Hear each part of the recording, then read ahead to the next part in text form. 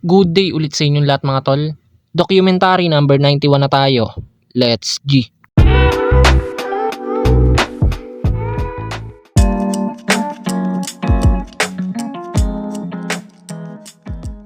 So yan, maaga akong gumising para puntahan si Papa kasi tutulungan ko siya maggawa ng motor.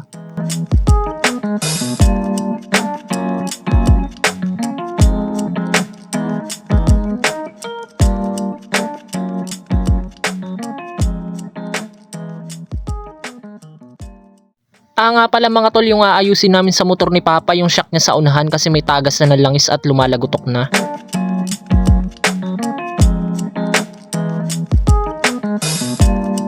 Yan mga tol, para hindi tumagas papalitan namin ng oil seal.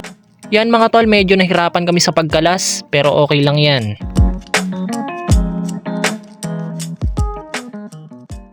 Yan mga tol, medyo nagka-problema, ayaw matanggal ng tornilyo sa ilalim ng shock para mahugot yung inner tube at mapalitan ng oil seal. Yan, binabad namin sa kalan pero ang kunat pa din. Ako nakatanggal mga tol kaso awit di ko na videohan.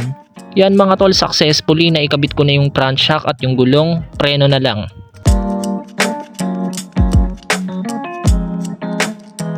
Yan mga tol, okay na, liligpitin ko na lang yung mga tools tapos ikakabit ko na lang yung pairings ng motor. So yan mga tol, after ko maggawa ng motor, magpapagupit muna ako bago ako maligo.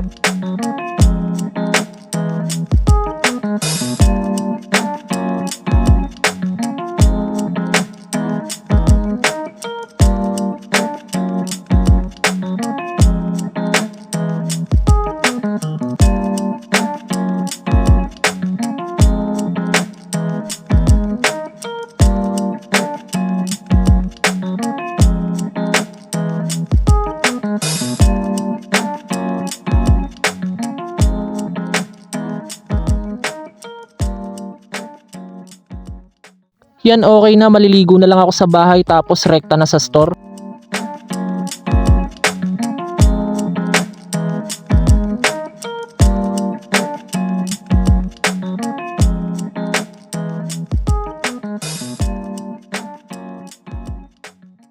So yan, okay na mga tol, tara balik na ng store.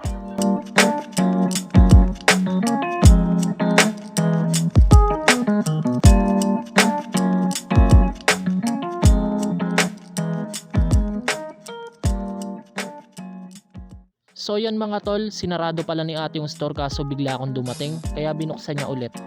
Yun, nung nabuksan na ni ate yung store, lumarga na siya.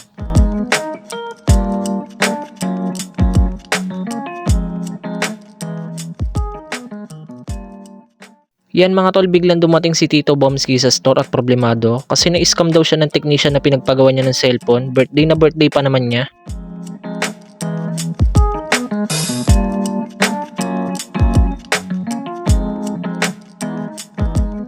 After ng mga delivery, sinubukan kong i-hard reset ng ilang beses kaso ayaw. Ang problema kasi hindi makasagap ng signal kaya sabi ko bukas na lang, medyo busy sa store.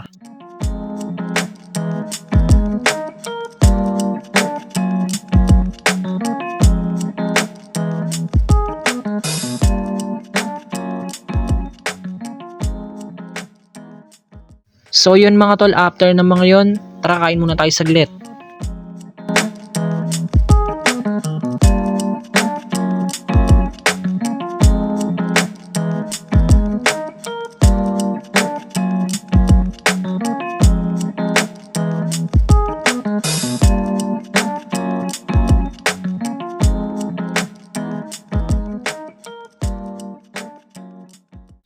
So yan, isasabay ko na din pala tong bonnet na crochet na pang aso kasi bayad na to nung nakaraan.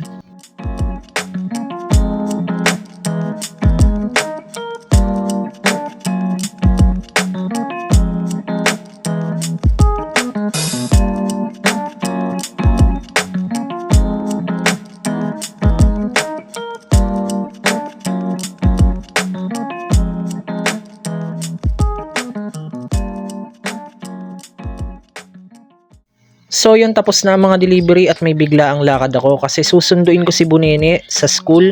Hihintay niya ako sa tapat ng Star Mall.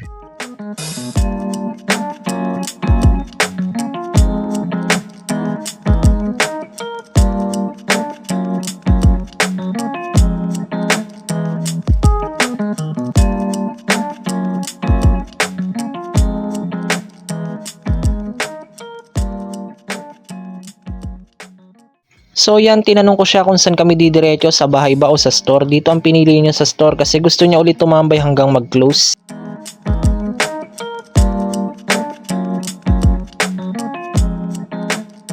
So yun lang mga tol, hanggang dito na lang ulit. Maraming salamat palagi at sa itaas.